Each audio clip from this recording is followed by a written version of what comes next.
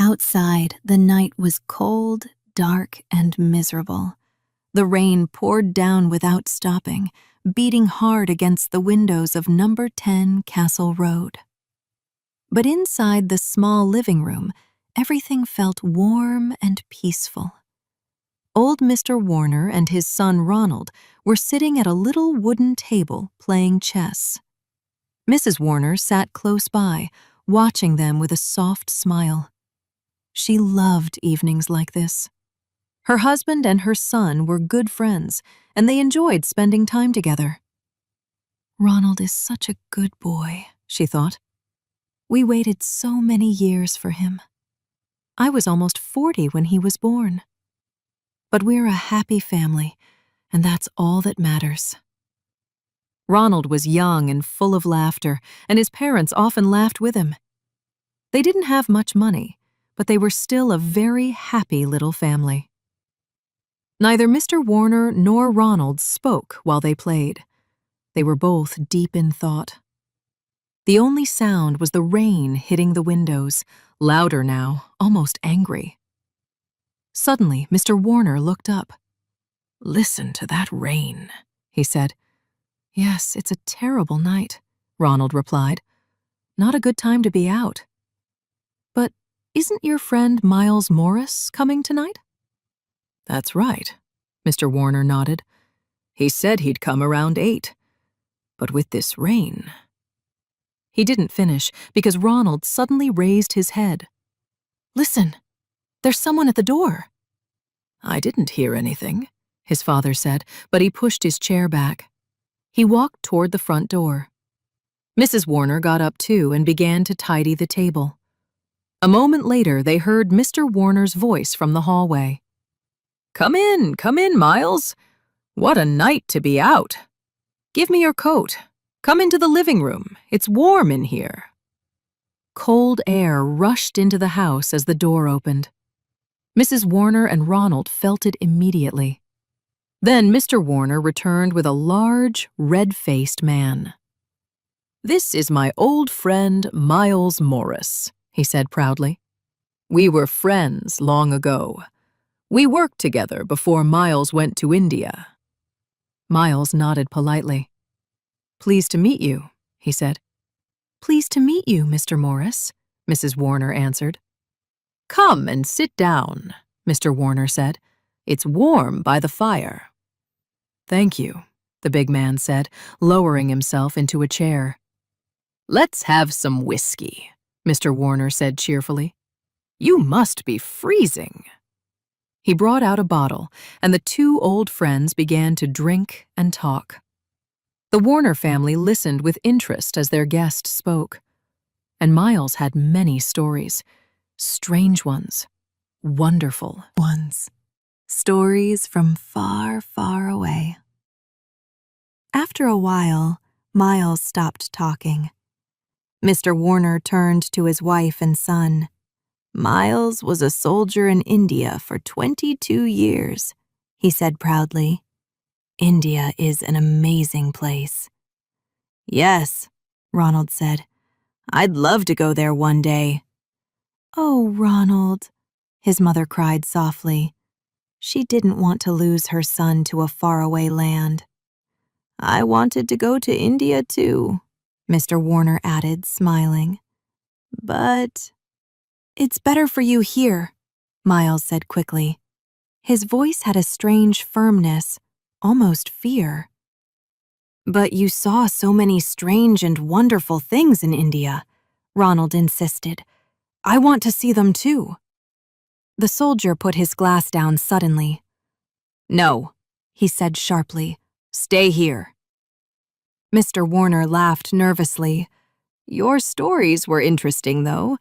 You mentioned something about a monkey's paw." Miles's face changed instantly. "Nothing," he said quickly. "It's nothing important." "A monkey's paw?" Mrs. Warner asked. "What's that?" "Tell us," Ronald said eagerly. Miles hesitated. He picked up his whiskey again, but put it back down. Then, slowly, he slipped his hand into the pocket of his coat. The family watched silently.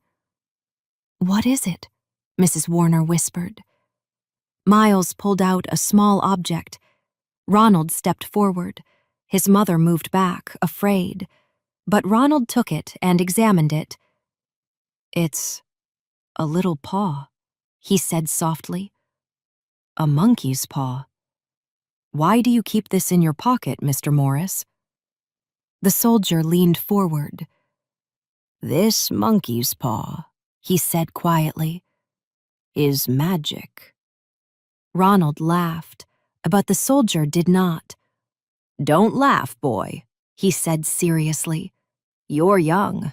I'm old. And in India, I saw many strange things." He paused, then continued. "This monkey's paw can grant 3 wishes to 3 different people. But these wishes do not bring happiness. The old Indian who gave it wanted to teach us something. It is dangerous to try to change your life." Ronald's eyes widened. "Did your friend make 3 wishes?" "Yes," Miles answered quietly. "And his third, his final wish, was to die."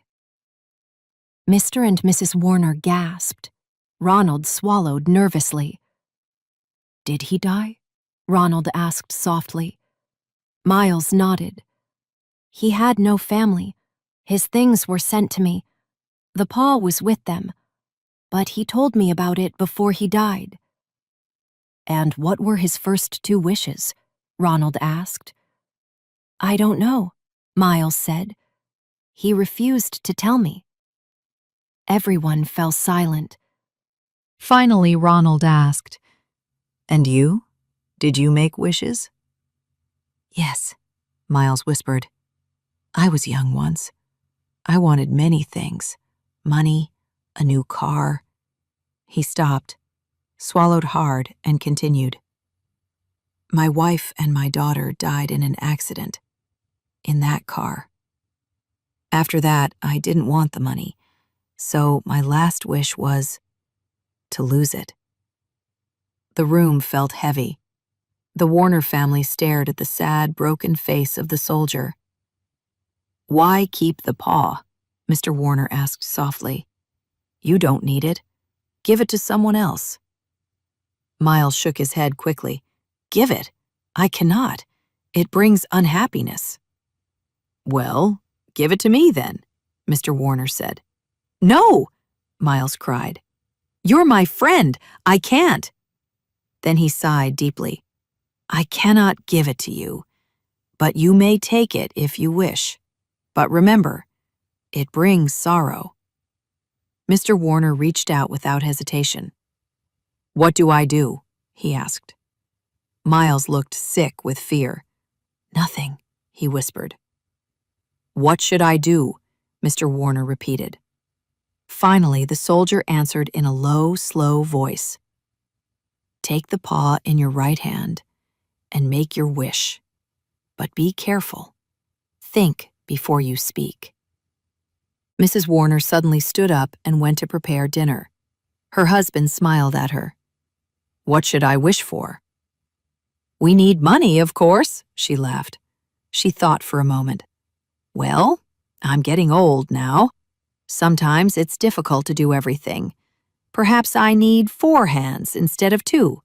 Yes, ask the paw to give me 2 more hands." "Okay, then," her husband said. He took the monkey's paw in his right hand. Everyone watched him. He took a breath, opened his mouth. "Don't do it!" Miles shouted. His face was pale as snow. Ronald and his mother laughed, but Mr. Warner stared at his friend's terrified expression. Slowly, he slipped the paw into his pocket. A few minutes later, they sat at the table for dinner. Miles told more strange stories from India.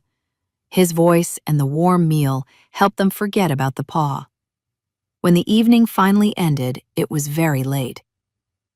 "Thank you," Miles said as he put on his coat, "for the dinner and the company. It was a wonderful evening." It was wonderful for us too, Mr. Warner said. Your stories were amazing. We don't have the money to travel, so please come again soon. Miles nodded, said goodbye, and stepped out into the cold rain. LeMay's with a turn midnight. Inside their warm living room, the two old people and their son sat together, talking excitedly about the soldiers' stories. India is a wonderful country, Mr. Warner said, his eyes glowing. What exciting stories! What an evening! Mrs. Warner stood up to take some things into the kitchen, but she paused, listening to Ronald and his father. Yes, Ronald said. Morris told some interesting stories, but of course, some of them weren't true. Oh, Ronald, Mrs. Warner sighed. Well, I think you're right, she added. I don't know, Mr. Warner said quietly. Perhaps the story was true. Strange things can happen sometimes. Mrs. Warner's eyes narrowed as she looked at her husband. Did you give Tom Morris money for that paw? She asked sharply. We don't have money to give away from nothing. Well, yes, her husband admitted, but not much. The room fell quiet for a moment. The rain continued tapping against the windows. The monkey's paw lay hidden in Mr. Warner's pocket, silent, still, waiting.